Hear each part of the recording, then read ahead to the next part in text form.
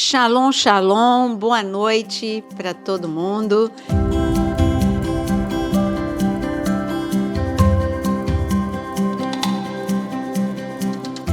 E aqui nós estamos toda segunda-feira, podcast no canal. Você tem toda segunda podcast, toda terça tem ao vivo. E estou falando desse horário das 18 horas, né? E os outros dias temas, mas pela manhã, todos os dias, 6 horas da manhã, o devocional. Por isso, se você ainda não se inscreveu, se inscreve no canal. Olha, ali onde está o sininho, aperta, aí você clica, você aciona todas as notificações, assim você vai receber o aviso sempre que o vídeo novo entra. Like também, né? É o like, tem que deixar o like, né, gente? Quer dizer, tem que, não, né? Você gostou? Lembra de deixar o like. Não gostou? Claro, não precisa deixar. Mas se você acompanha, tem uma turma que não perde um podcast. É incrível. Por onde a gente anda, eu não perco um. Voltei para ver todos. Então, você que gosta, que assiste sempre, já agora, você já sabe que você gosta. Então, deixa o teu like. Isso ajuda a palavra ao YouTube recomendar para muito mais pessoas, e assim muito mais pessoas vão receber a palavra. E hoje com uma mesa bonita, boa noite, pastor Fred. Boa noite, pastora, pastores, a todos que estão nos assistindo. Deus abençoe a todos. Boa noite, pastor Jonas. Boa noite e uma excelente noite, né, para todos.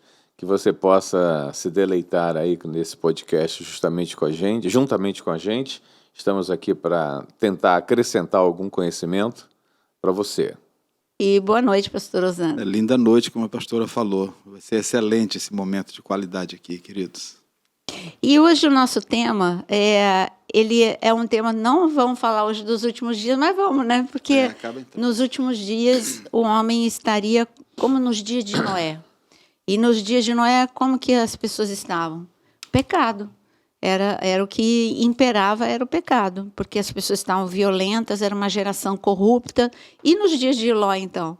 Os dias de Ló era Sodoma e Gomorra, com todo tipo de perversão e quebras de princípios. Por isso, o juízo de Deus veio. Então, como vão ser os últimos... A despeito da gente não estar falando da volta de Cristo, porque quando as pessoas... O fruto da carne, ele vai ser mais... frequente do que o fruto do Espírito. E então o nosso assunto é pecado. O pecado e as suas consequências, conviver com o pecado, o que é o pecado, né? Frequente seria mais valorizado, pastor? Como? Esse fruto da carne, né? A senhora falou frequente seria o que? Mais valorizado? Para mim, não sei mais se intenso, é porque né? não sei se é por causa do devocional que Jonas e eu estamos fazendo, porque eu tenho o devocional que eu faço com todo mundo, mas a gente tem o nosso devocional particular também. Então eu faço 2 devocionais. E no meu devocional com Jonas, a gente leu Josué e depois foi para Juízes.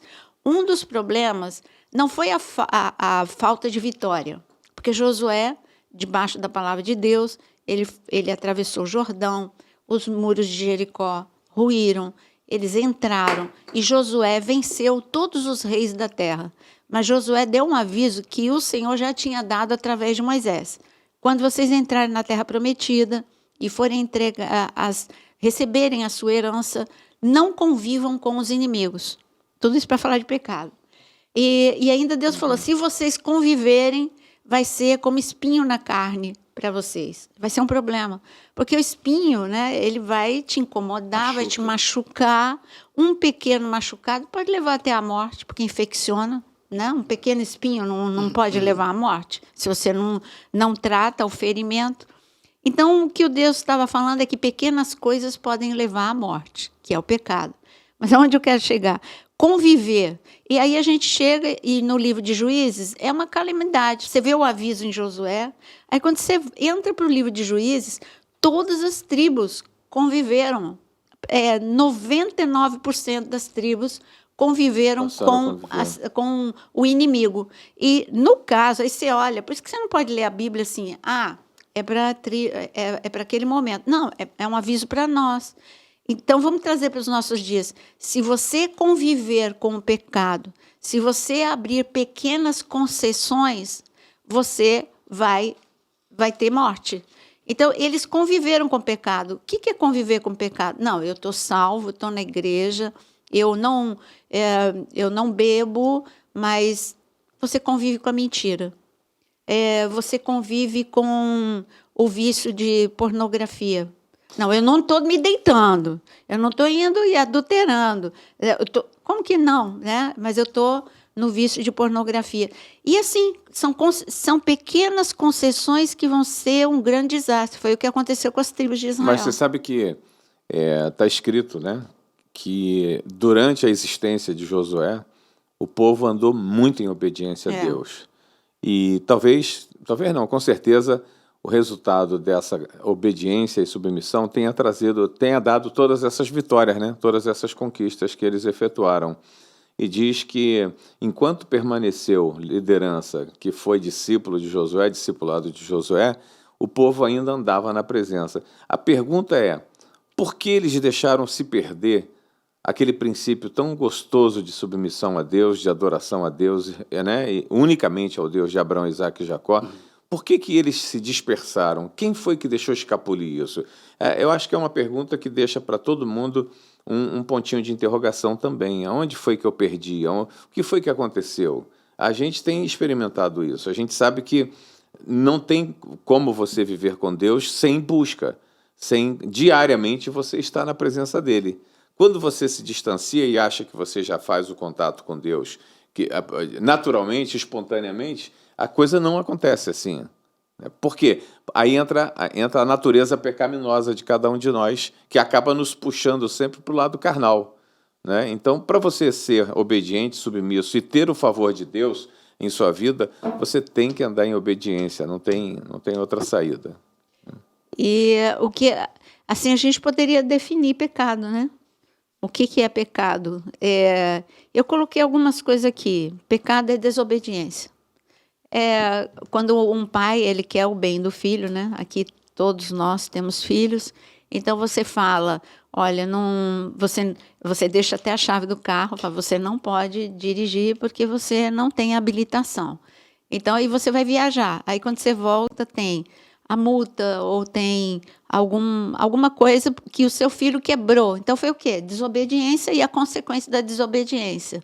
Algo deu errado, por quê? Porque você deixou orientação. Você não pode, você não tem habilitação.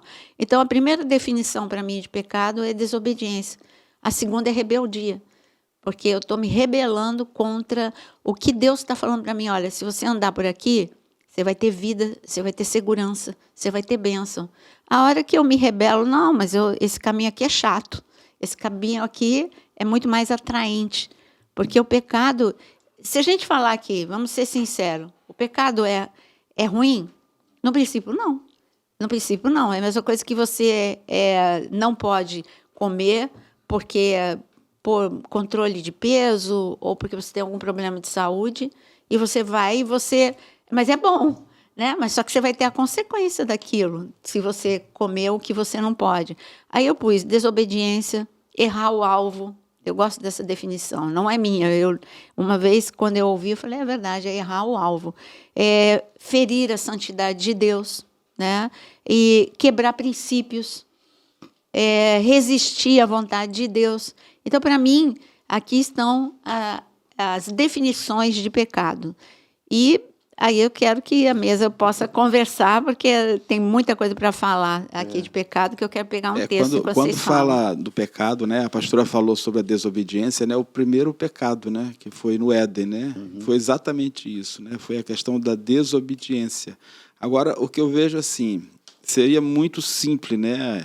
Retornar, fazer o caminho inverso, né? O que eu percebi lá no Jardim do Éden? Não tem caminho inverso. Não, refazer esse caminho. Né? O que você falou aí é muito interessante. Não tem caminho inverso, tem consequências. Tem consequência. Entendeu? Depois que você peca, as consequências começam a aparecer. Elas vão ter consequência, mas o que Adão e Eva fizeram... Não teve, desculpa interpelar, né? Tanto não teve que foi necessário Jesus Cristo vir para nos justificar, porque não tinha jeito. Qual é o meu olhar aqui? Quando Adão e Eva pecou, Deus não se levantou para os castigar e nem para os punir. Deus foi em busca deles para saber o que aconteceu, o que houve. E aí entrou a síndrome da justificativa, né? Eles começaram a se justificar, colocar a culpa em Deus, e Adão colocou a culpa em Deus e colocou a culpa em Eva. O meu olhar é qual? Se naquele momento, pastor, Adão, né, tivesse assumido aquela culpa, será que isso não seria fazer o caminho de volta? Não tinha como, né? Teria consequências, Então, mas o nosso... Eu gosto muito dessa passagem, pastor Pepeu. Não, ela é tremenda, porque ela é o começo de tudo, é o começo da queda. Mas ali, apesar do Éden, né, ser um lugar de perfeição, um local onde tudo estava estabilizado, tinha algumas coisas que, pela essa perfeição e pela presença, não tinha ali dentro. Eu acho que é um tema que a gente pode conversar em outro momento, Com que é justamente certeza. o perdão. Né? Porque Não tinha o perdão não ainda. tinha. Né? Porque quando fala que Cristo ele foi imolado antes da fundação do mundo, então, antes da fundação do mundo. Então, eles já estavam num ambiente que era depois da fundação do mundo, né? O Éden ali.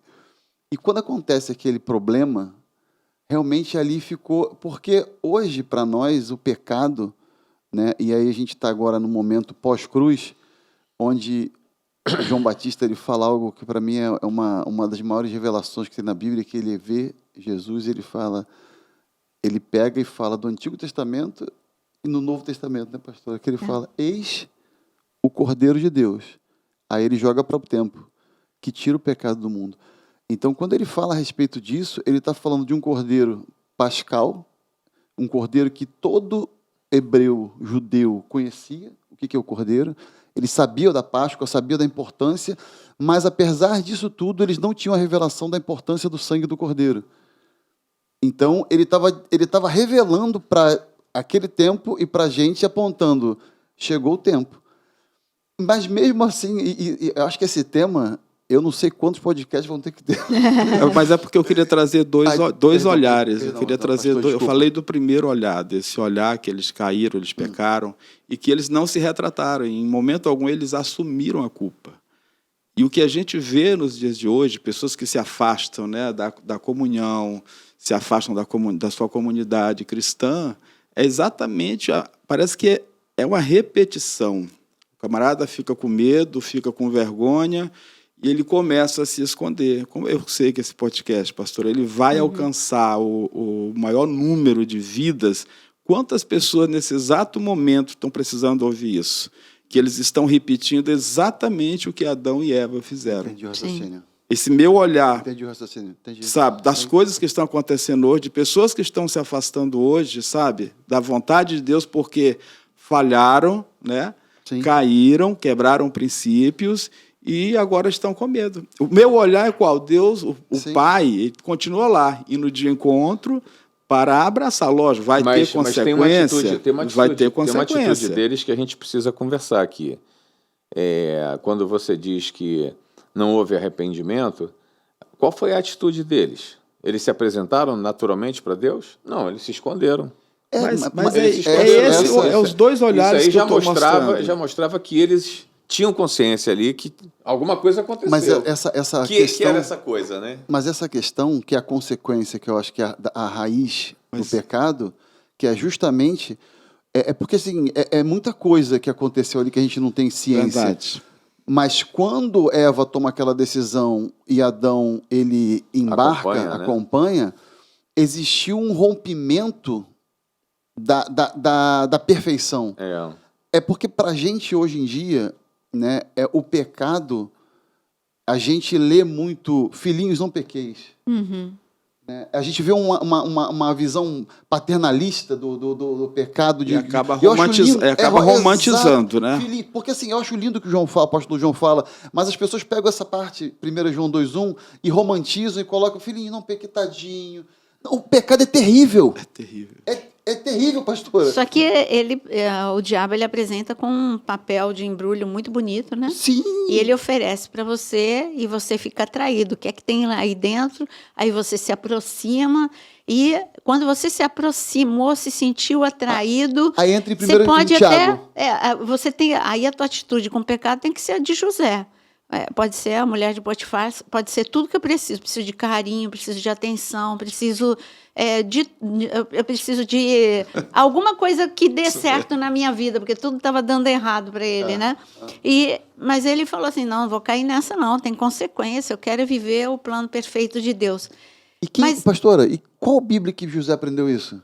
Pois aí... A Bíblia da presença, então, né? A Bíblia da presença, né? Que a gente Então, tem tudo aqui, né? Qual Bíblia que José... a Mas Bíblia sabe da qual é a Bíblia que presença. aprendeu? A Bíblia do Pai. Não, a Bíblia da presença, porque ele estava na presença Mas de é Deus. a tradição oral, né? Foi chegando até ele, Moisés, o livro Pentateuco, 5 livros escritos por Moisés, né? Que eu sou apaixonada. Os 5 livros escritos por Moisés não tinha escrito para José, mas foi passado de maneira muito fiel, de geração após geração, e todos eles sabiam os 10 mandamentos. O problema da igreja moderna é achar que os 10 mandamentos caducaram. Quando você pega, eu tenho esse paralelo, pegue os 10 mandamentos e pegue Mateus capítulo 5, é Jesus reafirmando todos. Todos. E, inclusive, assim, eu gostaria que alguém pudesse abrir em Mateus 5:44. Mateus 5:44, um dos 3, abrir para mim. Então, eu vou mostrar que em todo o tempo, em Mateus capítulo 5, 6 e 7, Jesus vai reafirmando os 10 mandamentos. Ele só foi acrescentando, não mais mandamentos, mas acrescentando o que deveria fazer a respeito de cada um dos 10 mandamentos. 44? Sim, Mateus 5:44. 5:44, diz assim, porém eu digo, amem os seus inimigos. Então, um versículo acima, por favor, 43. 43. Há um ditado assim, ame o seu próximo e odeie os seus inimigos. Porém eu digo, amem os seus inimigos e orem por aqueles que perseguem vocês. Então, nós temos amar a Deus acima de todas as coisas, é um mandamento, e amar ao próximo. Você está vendo como ele trata desse assunto, amar o próximo? Olha, mas eu venho acrescentar uma coisa. Amar o próximo não é amar quem você gosta, é amar aquele que te fere e ainda você fazer o bem para aquele que te fere. Então, a igreja moderna, com a hipergraça e com tantas... veio meio que viabilizar o pecado. E Deus é o mesmo, a santidade dele é a mesma, a palavra não muda, Deus é imutável. E hoje, nos púlpitos, tem pouca palavra sobre pecado, tem pouca palavra sobre arrependimento, porque não é popular. Eu não quero, porque senão vai para outra igreja. Mas, espera aí, Jesus ele não estava preocupado com isso, não. Quando ele falou uma palavra mais dura em João capítulo 6, está escrito que até discípulos, não estamos falando dos 12, estamos falando de que no meio da multidão tinha aqueles que, lembra que tinha 70, que ele dividiu para ir de casa em casa? Então, no meio da multidão, começou a surgir discípulos. E discípulos, não os 12, mas discípulos. Aí as pessoas começaram a se afastar. Jesus não estava preocupado com isso. Ele até perguntou para os 12, e vocês também não vão, não? E aí que Pedro fala, para onde iremos se só tu tens a palavra de vida eterna?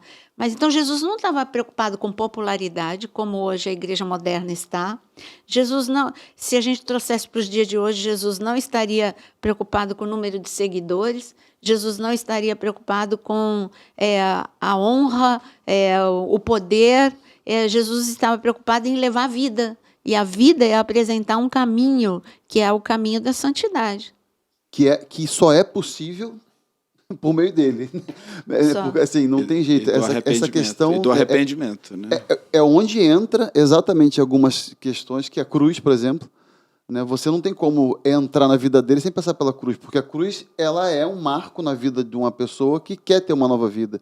Ou conhece a cruz para ser transformado, ou você nunca vai ser transformado, porque a cruz ela não é o fim, ela é o início. Ela marca um divisor de águas. Mas essa questão do pecado, né, ela é difícil demais porque existe toda essa linha que a senhora comentou, pastora, que sumiu um pouco dos púlpitos em relação ao pecado, porque quando você fala de arrependimento, quando você fala de pecado, realmente não é uma mensagem que é agradável. Assim, estou sendo, acho que todo mundo, quando você percebe, é uma mensagem constrangedora, né? Quando você e tem que ter muita, quando eu falo graça, é muita graça para poder abordar o assunto. Graça e verdade. E verdade, né? Juntos. De qualquer maneira, é um assunto que hoje é importante demais, porque o pecado ele continua. E demais numa crescente. E aí, assim, eu queria só trazer um tema para a gente conseguir ver se vale a pena entrar, que é pecado e iniquidade. Né? Porque você tem uma questão ali de Mateus 7,16, que Jesus fala, que ele não fala do pecado. Ele fala o seguinte, e naquele dia, muitos dirão, Senhor, Senhor, em teu nome, eu expulsei, eu curei. E ele falará, 22. Afastai-vos de mim, versículo 22. Pois nunca vos conheci. Aí, vírgula, vós que pratiqueis o quê? Iniquidade. Essa é uma grande questão da gente conseguir diferenciar, e aí eu entro um pouco no que o apóstolo João fala de pecado e a questão da iniquidade. Porque existe uma diferença. E isso é um tema que a gente precisa abordar um pouco mais, porque senão a gente fala que pecado, e pecado é terrível. Mas existe algo que está acima, que é a iniquidade, que é uma cauterização da prática do pecado, que essa sim leva a um distanciamento de escutar de Jesus exatamente isso. Olha, você, cara, tu entrou numa linha, e detalhe, gente, ele está falando para pessoas que tu veio no modo turbo hoje, né? O conheciam. Hoje tu veio no modo turbo, né? Eu nem tomei café de manhã. Fala, pastor. Não, é que assim, a questão da iniquidade, na Bíblia Viva, ele vai falar o seguinte, porque as suas obras são más, né?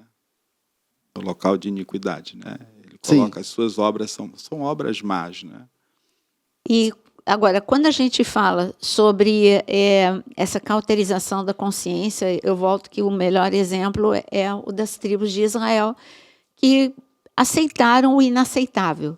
Então, quando eu começo a aceitar o inaceitável, por exemplo, aqui na mesa nós temos o testemunho mesmo do pastor Fred. Ele veio, ele não... tanto o pastor Osano quanto o pastor Jonas, eles já nasceram num lar evangélico. Mas não é a história do Fred, nem a minha. Mas o Fred, ele tem uma história de conversão radical, de sair do fundo do poço. Então, Fred, que em 2 palavras você fala de onde Deus te tirou, mas é a mesma coisa que o Fred viesse para a igreja. Bom, mas peraí, ele me tirou do lamaçal, ele me tirou de toda essa destruição, que levou à destruição do meu casamento, que levou a tanta coisa, destruição da minha saúde física e emocional. Aí você entra na igreja e começa a conviver com outras coisas que você acha que não é tão grave quanto as que Jesus te tirou.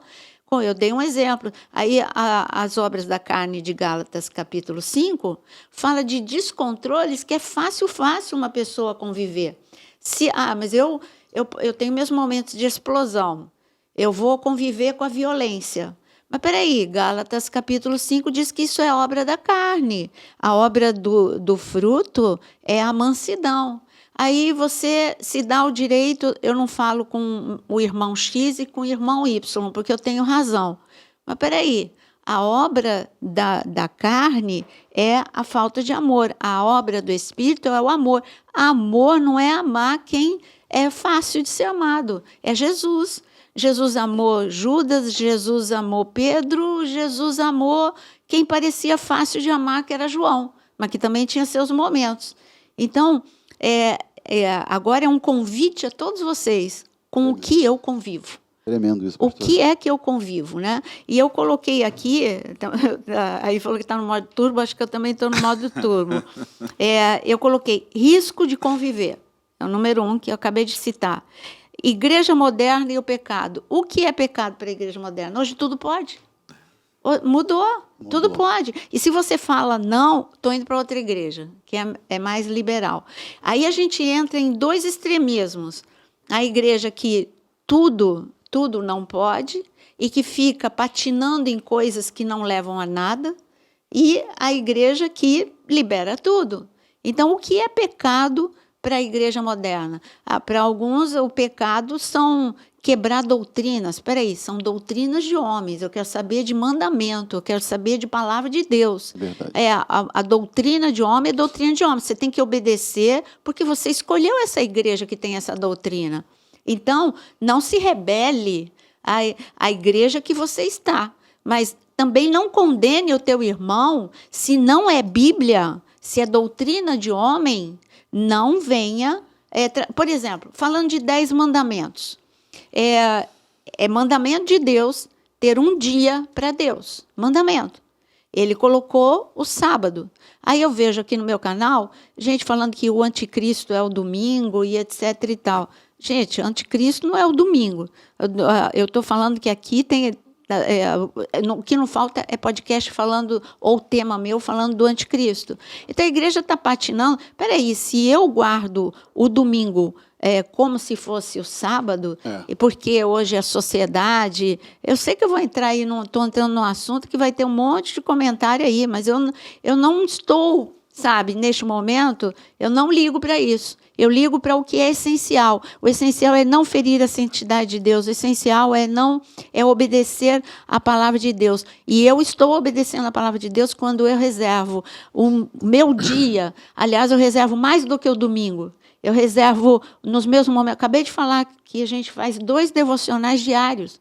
A gente faz mais do que um único dia. A gente reserva um único dia para guardar a Deus, para estar em família, para estar na casa de Deus. Mas eu venho mais do que um dia para a casa de Deus. A gente faz mais do que um devocional, a gente faz 2 devocionais. Então, cuidado com as condenações e deixar batido. Aí é Jesus, né? Vocês coam mosquito e engole camelo. Por que ele disse isso? Porque é um ditado muito comum naquela época entre os judeus, porque os judeus eles tinham que colocar reservatório de água, né? Aquelas talhas de água para beber. Ia buscar no poço e punha. E como tinha preceitos de homens, que tudo bem, faz parte da higiene, mas que era preceitos de homens, se cair um mosquito, eu jogo toda aquela água. Eu não aproveito aquela água. Eu vou jogar toda uma água que me custou ir no poço e eu jogo o mosquito, porque era preceito de homem, não pode ter um mosquito, etc. e tal. Aí engole camelo. O que é engolir camelo? É você aceitar o inaceitável. Eles perseguiam Jesus, eles odiavam o irmão, eles não honravam pai e mãe. É Jesus que falou isso, que eles não estavam honrando pai e mãe. Peraí, vocês não estão honrando o pai e mãe. Ele estava falando isso para fariseu, que falava que era corbã para não honrar pai e mãe. Então é isso, cuidado, né? Eu pus aqui, risco de conviver com o pecado. O que é o pecado para a igreja moderna? E não precisa ir para a igreja moderna. Na igreja primitiva, Ananias e Safira estavam lá no meio do avivamento, levantando a mão, vendo o extraordinário, sinais, prodígios, maravilhas, e conviveram com o quê? Mentira. Qual foi o resultado de Ananias e Safira numa igreja avivada? Morte. Vamos ver Saul. Saul conviveu com a inveja, conviveu com a falta de amor. E o que aconteceu com Saul? Não está escrito Saul assassinou, Saul conviveu com uma coisa que a igreja moderna, tudo bem, tem inveja, tudo Sim. bem, falar mal do meu irmão. E, pastor, assim, quando a senhora falou a respeito foi muito interessante que eu vinha para cá pensando exatamente nisso. Eu acho que uma das coisas que mais me prende, né, não é simplesmente o medo de voltar a uma vida da qual eu saí, né? Porque realmente quem sabe de onde saiu não quer voltar para lá, né? E voltar para uma vida de onde a iniquidade imperava, vamos falar assim. E quando você vem para um ambiente de luz e você começa a ver, são vários processos que a gente vai passando, mas uma coisa é certa, eu sei para onde não quer voltar, não por causa de lá, é porque Jesus é maravilhoso. Então, é para lá que eu tenho que ir e é para lá que eu estou. E, ao mesmo tempo, a gente começa a ser visitado com uma luz interna e eu acho que aí começa uma grande guerra de transformação, que é uma luz onde você começa a identificar os seus pecados. Que é exatamente essas questões que começam a aparecer E eu acho que é a grande luta de toda a igreja que tá lutando contra o pecado. Porque quando fala em Romanos 11, 29, que fala que os dons e a vocação é irrevogável, eu acho lindo isso, mas ao mesmo tempo isso me leva a um pensamento de que isso só existe se eu estiver numa constante aprovação diante de Deus. Cheio, né? Cheio. Cheio do Espírito, né? Sim, pastor. É.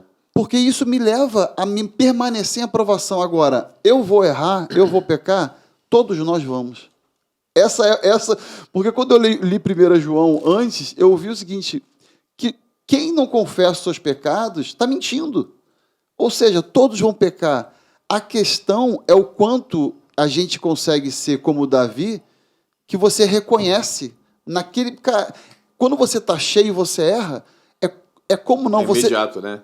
Você o reconhecimento é imediato. Né? E aí você, putz, não devia ter falado isso, não devia ter pensado isso. É. No trabalho, às vezes, eu estou numa reunião e o camarada solta uma do outro lado e dentro de mim eu falo, cara, que vontade de apertar o pescoço. E aí vem o Espírito Santo e fala assim, que isso, cara? Tu já pecou. Tu já cometeu homicídio. Mas são essas lutas que todo cristão passa. Isso é aquilo que eu acho que entra no que o João quis nos passar. Olha, se você pecar, você tem um advogado junto ao Pai.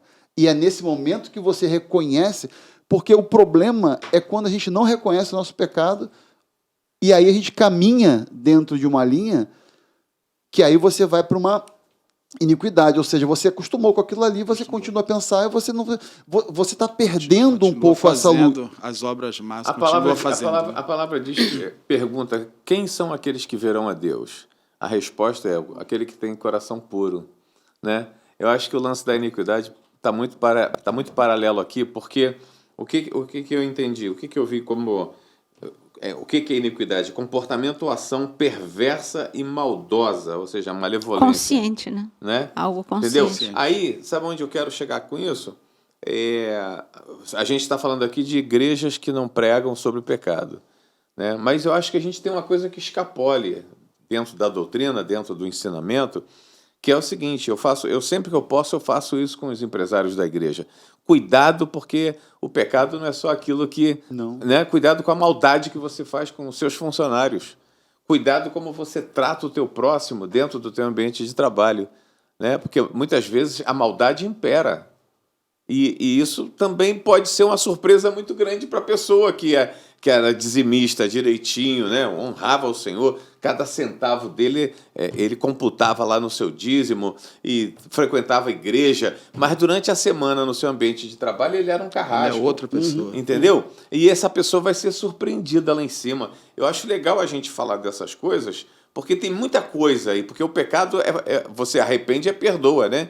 Mas a maldade que está dentro de você, que você pratica, isso aí é um negócio mais difícil. Muito, entendeu? pastor. E a gente volta ao início, né? Pratica e convive. Agora, olha o aviso. Jesus está em João capítulo 11. Jesus está conversando com Marta, com Maria, e o problema é a morte de Lázaro.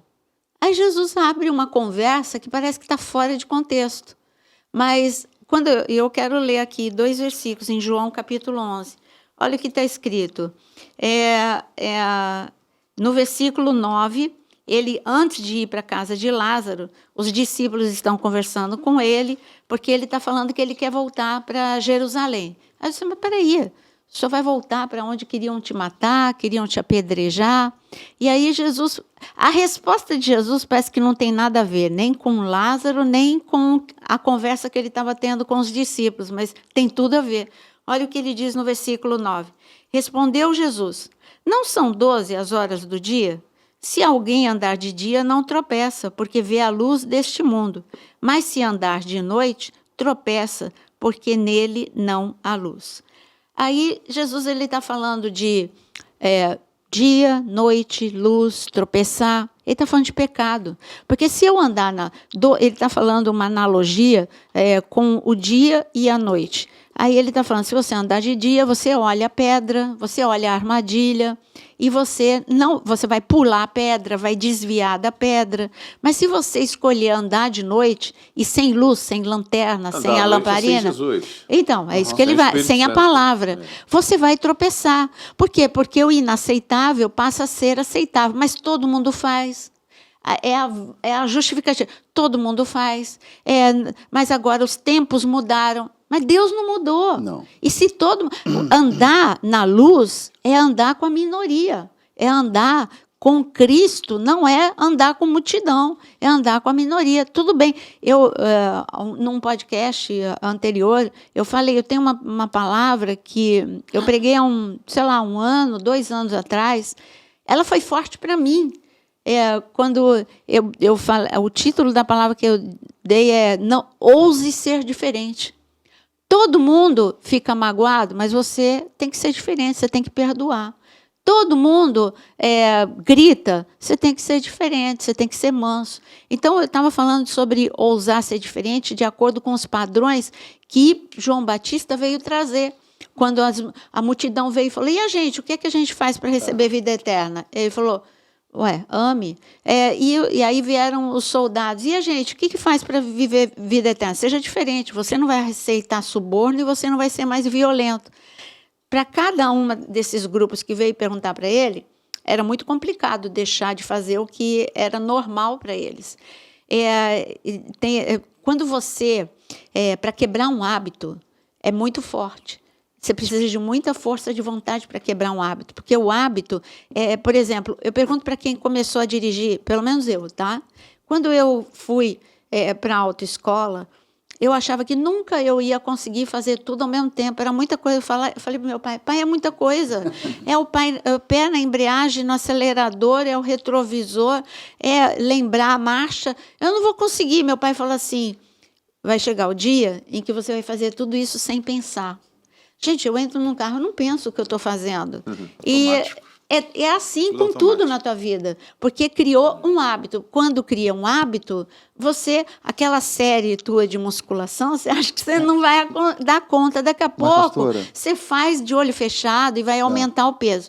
Então, para você quebrar um hábito, você precisa, aqui na mente.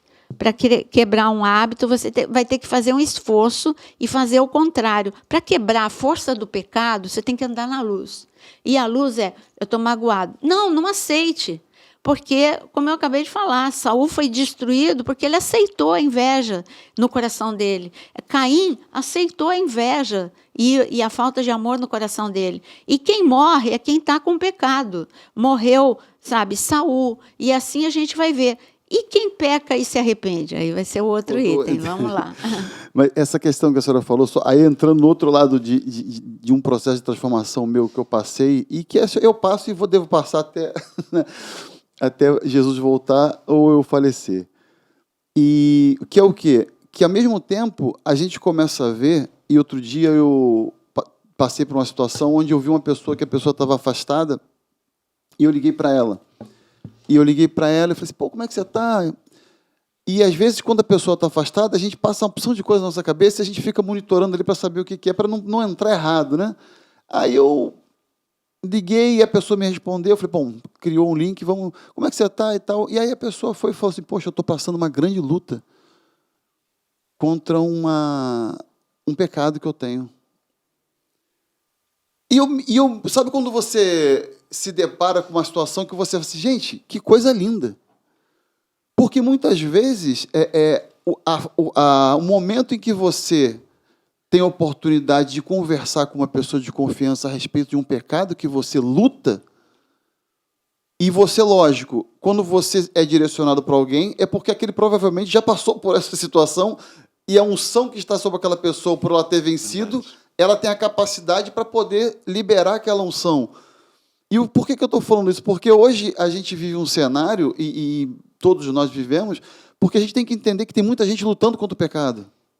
Muita gente lutando contra a pornografia. Muita gente lutando para poder amar o próximo. Muita gente lutando contra muita coisa. E o nosso papel é poder conseguir entrar e falar assim, cara, eu entendo a tua luta. Porque não é fácil. Porque a gente, às vezes, a gente tem uma noção, e minha vida é isso, de que, não, eu estava aqui, agora estou aqui, tudo mudou, pastor. E não é assim. Não é. Existe um processo enorme interno contínuo. E isso só é E a palavra ainda diz, aquele que está de pé, cuidado, cuide para que não caia. Mas quando que o senhor fala isso? Fala para aqueles que apontam, né? Mais ou menos por aí. E eu tive como se nunca pecassem. Sim, mas a questão toda que a gente precisa viver é o quê? É onde ali o apóstolo Paulo nos ensina e nos abre a respeito de um tema que ele revelou para a gente, que é a graça. Aí a gente tem que entender que é graça, mas não hipergraça. Não, é. Pastor... Cuidado. Não, perfeito. Mas é uma graça que fala o seguinte, olha, o meu poder, ele se aperfeiçoa na tua fraqueza.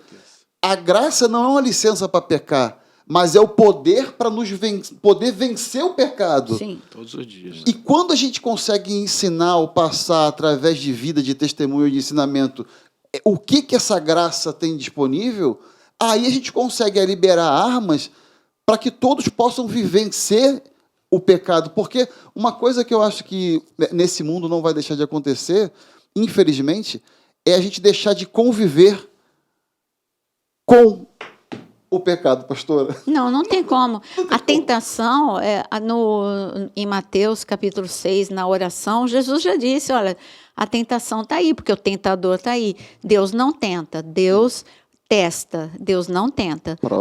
Porque o tentar é te induzir ao erro. E Deus não quer induzir ninguém ao erro. Ele quer te levar para a verdade. Agora, Deus te testa em momentos para te fortalecer, te purificar, te tornar mais forte. Agora, tentação é o diabo. E tentação você tem todos os dias. Você tem a tentação de falar mal, você tem a tentação, como eu falei, de mentir, você tem a tentação de adulterar com os olhos, com a mente ou com o WhatsApp.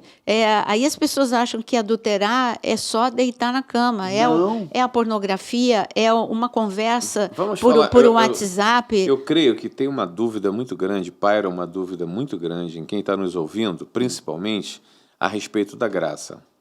Entendeu? Acho que a gente podia falar um pouquinho sobre isso, a começar lendo Efésios 2, 8, 10, de 8 a 10. Porque pela graça sois salvos, né? Isso é muito importante a gente discutir isso, por meio da fé. E isso não vem de vós, é dom de Deus. Não vem das obras, para que ninguém se glorie, porque somos feitura sua, criados em Cristo Jesus para as boas obras, as quais Deus preparou para que andássemos nelas. Mas a graça, fechando aqui, mas a gente só pode falar da graça se a pessoa for para a graça. Se ela conviver com o pecado, ela vai estar afastada dessa graça. Aqui, para que vivamos as boas obras. Para mim, Isaías capítulo 5 retrata exatamente o que a gente está falando aqui. Isaías capítulo 5 é o cântico da... aqui, ó, quer ver? Eu vou ler só um minutinho, só vou ler um versículo. O que é que tem permitido a pessoas conhecedoras da palavra entenderem que graça é exatamente o que elas vêm pregando? O que é que dá a entender erroneamente o sentido da graça para eles? Será que a gente pode pegar isso aqui na palavra agora? Então, muitas pessoas têm o entendimento da graça que ela é um guarda-chuva, porque... É uma imunidade. Porque assim, o apóstolo Paulo escreveu aos Romanos e diz assim, onde abundou o pecado, superabundou a graça.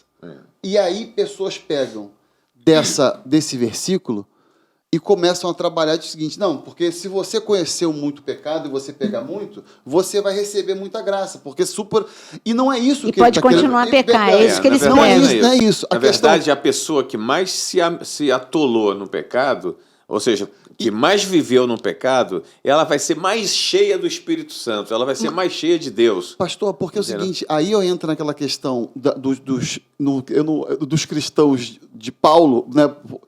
Por quê? Pastor, quando o apóstolo Paulo entra em Éfeso, ele não viu um local perfeito, e nós vimos. Quando o apóstolo Paulo entra em Corinto, a prostituição reinava, existia... Então, essas pessoas foram atingidas por um nível de salvação e um nível de poder de transformação, que é isso que a gente precisa muito ensinar, porque é essa graça que permite, porque pela fé temos acesso à graça. Isso está escrito no livro de Romanos. Então, pela fé temos acesso à graça. Então, aí entra no que a pastorinha falou. A graça está disponível, mas eu tenho que acessar ela. E aí, esse processo de cruz, que eu só acesso... Morrer a carne. Mas aí, ao mesmo tempo, é uma luta, por quê? Porque a nossa carne, ela não está 100% transformada. E eu falo isso, pastor, o processo de transformação de uma pessoa que veio do mundo é quimioterapia. Porque você é combatido. Não, que a pastora falou assim, não, eu não adultero mais, eu não... Coisas elementares, vou falar assim, pastor, eu não estou querendo separar pecado não, pastor. Não faço mais isso, eu não faço mais aquilo, não faço mais aquilo. Beleza. Mas existem questões que você começa a ser visitado pelo Espírito Santo e você fala assim, tem mais um nível aqui que você precisa trabalhar. E como que você identifica isso? Na comunhão com as pessoas, no convívio com as pessoas, no confronto de um pastor. Porque, gente, vou te falar uma coisa, às vezes eu sou confrontado pelo apóstolo João, pela pastora Naira, e eu tenho vontade de sumir, eu vou sumir. Eu vou pegar um avião, tem Japão. Porque isso entra... Gente, a gente não pode falar de um evangélico que não é real. Eu tenho vontade de pegar... Eu acho que eu vou para Jalapão, sei lá. E vou ficar lá. Mas isso é importante, pastora. Porque isso faz ao mesmo tempo que entra um lado, a graça vem e fala... Calma. Que eu vou te ajudar. Porque é difícil, são transformações. Vai mostrar essa fraqueza. A graça vai mostrar essa fraqueza. E ao mesmo tempo te apresenta. Porque o apóstolo Paulo falou a graça vai te fortalecer para você vencer. O que o apóstolo Paulo fala, pastor Zano? Senhor, eu tira de mim esse espinho na carne. O Senhor fala... Minha graça te basta. Não. A minha graça te basta. O meu poder se aperfeiçoa nas tuas fraquezas. Ali que eu fui entender que a maior sacada que tem na minha vida, que eu li na palavra, que eu peguei para minha vida, foi, cara, quando eu reconheço a minha fraqueza. Mas como saber que ainda existem essas fraquezas? É exatamente quando a gente é confrontado e a gente tem vontade de... e você é fraqueza. Você sabe que, por exemplo, eu que viajo muito e aí eu tenho que passar toda hora naquele raio-x, né? E tem as medidas de segurança. E que irrita a gente. Porque eu tenho que tirar o meu sapato, porque eu ando de salto, gente. Eu só gosto de andar. Aí eu tenho que tirar meu sapato, tenho que tirar o relógio. Eu tenho que lembrar o que é que eu tenho na minha mala de mão que não viole as regras, porque senão eu vou perder. Eu vou perder o meu líquido, porque eu não posso. Como é que eu vou violar as regras? É para segurança minha. Eu posso não gostar. Por exemplo, eu vou dar um exemplo. A graça é a segurança que você vai ter no seu voo. Então, aí por exemplo, é isso. Mas você tem que passar pelo agora, tanque. Eu fui lá para a Itália, né? Agora nessa viagem. Puxa, pastora da Itália, pastora, um beijo. Ela me deu um azeite, falou, leva para o pastor Jonas. Maravilhoso. Ela falou, esse vai passar. Mas, gente, era tão pouquinho que passou a medida. Até a moça do raio-x, ela me deu 4 azeites, mas assim, pequenos, para poder passar mesmo, não violar, porque eu só estava com mala de mão, porque eu ia voltar para a Inglaterra. Aí, meu coração até acelerou, porque eu sabia como aquele azeite era importante para o Jonas. Quando a moça falou, esse aqui, e era o melhor, esse aqui está passando. Aí ela viu minha cara, ela falou, tadinha. Ela falou, vai ter que ficar. Eu falei, sério? Ela vai ter que ficar. Mas dói, né? Você perde, mas é para a tua segurança. Então, eu não adianta. Ou senão, se eu estivesse carregando, faz de conta, drogas no meu corpo, eu ia passar a régua da graça, né? E o raio-x, ninguém... Você está viajando seguro. Comigo. Sem dúvida. Eu assisto muito aquele programa de fronteira, né? Dos aeroportos. Aí eles engolem lá as drogas... E eu estou viajando com você. Eu sou a Naira, faz de conta que eu engoli um monte de coisa. Você não está vendo que eu engoli. Agora, eu estou correndo um risco terrível. Além de eu matar os outros, ainda vão me matar. Porque aquele negócio pode explodir em mim. Uhum. Aí eu sou parada lá no raio-x, porque o raio-x vai ver aquilo que você não vê. Eu sei que eu fiz, você não vê, e eu viajaria, você me acharia boazinha, uma mulher boazinha do teu lado. pecado é a mesma coisa, o raio-x de Deus. Ele mostra. E quando ele te confronta, é para você viver. É isso, É para pastora. você pra ter viver. segurança. Então, por isso que eu falei de Isaías capítulo 5, é a parábola da vinha. Deus plantou depois vocês leem. Deus plantou uma vinha com boas sementes. Aí ele disse, de onde que veio esses frutos ruins? Agora também a cerca também foi retirada. O que é a cerca? É a proteção. Porque vocês escolheram, eu dei uma essência boa. Mas vocês escolheram o pouquinho de essência ruim que estava aí dominar a tua vida. Então, a cerca de proteção acabou. É aí que o diabo quer. Mas e quando você está nessa condição, sem cerca? Eu tenho que falar desse assunto, está acabando, olha. E quando você pecou, aí tá todo mundo, tem um monte de gente aí se encaixando. Pecou, e quem não peca é hipócrita, né? Porque eu tenho uma natureza pecaminosa que todo dia eu tenho que matar a minha carne, tá? Então, sem hipocrisia, todo mundo aqui tem que lidar com coisas que tem que renunciar todos os dias. Então, eu pequei e eu estou vivendo essa situação de ser retido no raio-x.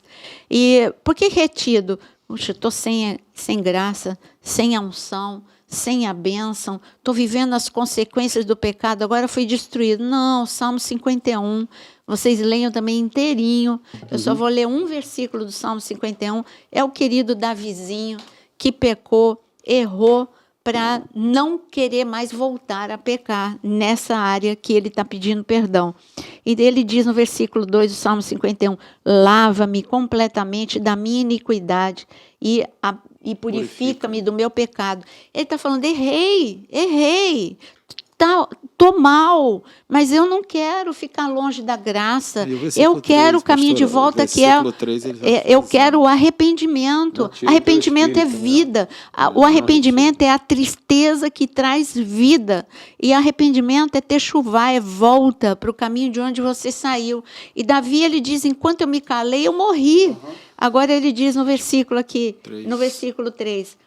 Pois eu conheço, ele não está falando eu não fiz, eu conheço a minha transgressão, o meu pecado está sempre diante de mim. Versículo 7, purifica-me com hisopo e ficarei limpo, lava-me e ficarei mais alvo que a neve. Só quero dizer para a gente poder, e para vocês poderem falar, para a gente encerrar, eu quero dizer para vocês que mesmo quando Deus te perdoa e Deus te perdoa, e Deus te restaura, mesmo quando você tem a decisão de Davi, você tem que saber que tem as consequências do seu pecado. Sim. Eu convivi com ex-drogados da igreja do Tio Cássio, todo mundo sabe, ali a maioria dos jovens eram drogados. E tinha um rapaz, o Celso, e ele falou para mim, Naira, eu tenho minha vida restaurada, eu tenho vida e vida em abundância, mas eu ainda tenho sequelas e consequências do meu pecado no meu corpo. Ele perdeu o rim, e ele fazia hemodiálise por causa das drogas. Isso é consequência do meu pecado. Mas eu tenho perdão, tenho restauração, tenho o transplante aí para eu restaurar a minha saúde. Então, Davi, ele teve a consequência do pecado, mas ele teve o perdão e ele sabia que agora ele tomou uma decisão, quero andar na luz. E ele andou na luz.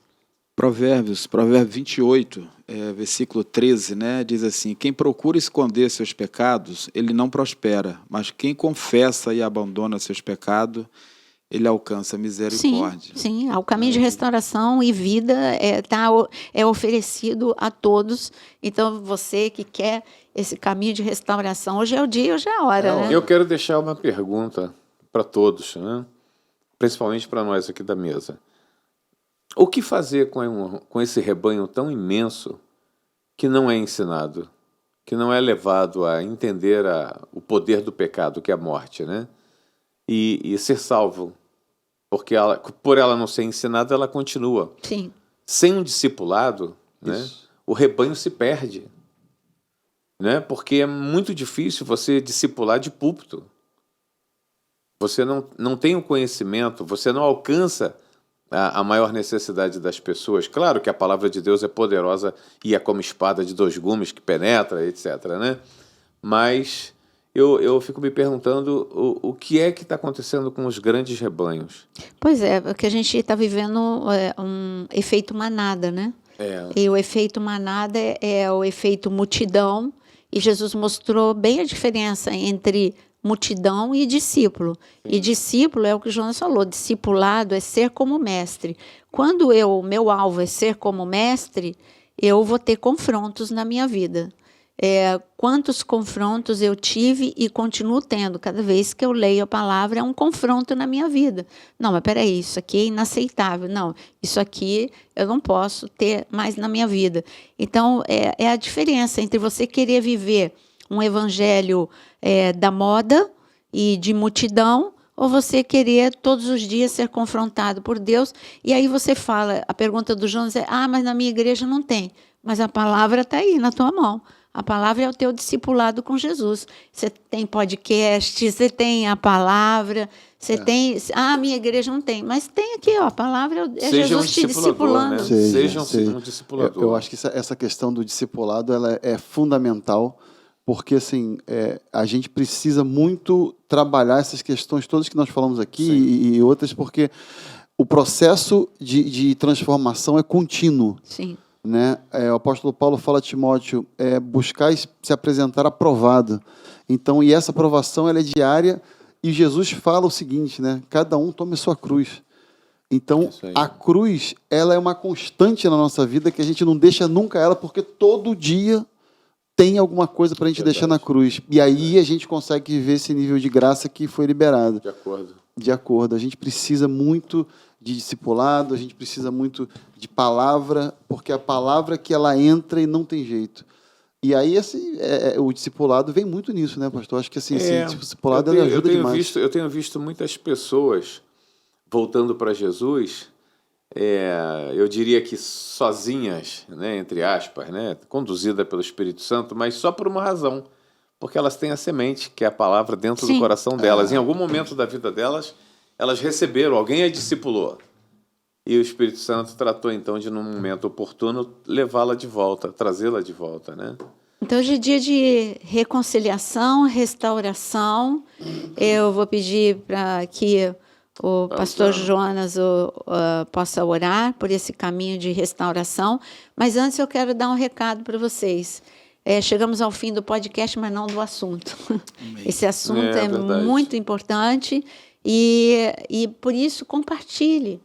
Você vai levar vida para alguém quando você compartilha a palavra de Deus. A gente, antigamente, o recurso que a gente tinha era panfletar. Hoje, a panfletagem mais eficaz é você compartilhar um vídeo, um devocional, uma pregação, curtir, porque o curtir para você pode parecer que não é nada, mas é muita coisa. Nós lidamos com inteligência artificial. E aí o YouTube vai entender, o algoritmo vai entender que você é um vídeo relevante e por isso vai compartilhar, abrir para mais pessoas receberem. Por isso que a gente insiste nisso. Quando você compartilha e quando você curte, você está levando o evangelho para alguém, tá bom? E também, só lembrando que na área de membros tem muitos cursos que pode ser como um discipulado na sua vida, porque você aprende a palavra. Verdade. Senhor, te damos graças, papai, te reconhecemos como o Senhor, nosso Deus, nosso Pai, Criador de todo o universo, Criador de toda a existência. Queremos, Senhor, gostaríamos de te pedir que selasse a presença do Teu Espírito em nós. Amém. Mas não é assim, Senhor. O selar do Teu Espírito em nós é o arrependimento diário, é a busca, Senhor, da Tua presença. E eu clamo nesta manhã, nesta noite, para que o Senhor leve o Teu Espírito Santo sobre toda a terra e que todo ser humano, Senhor, todo ser humano tenha a oportunidade de Te conhecer como Senhor e Salvador. Amém. Guarda-nos, guarda o Teu povo, guarda, Senhor, todos aqueles que estão nos ouvindo, que eles possam ser tremendamente alimentados e disseminadores de tudo isso que eles ouviram, em nome de Jesus. Amém. Amém.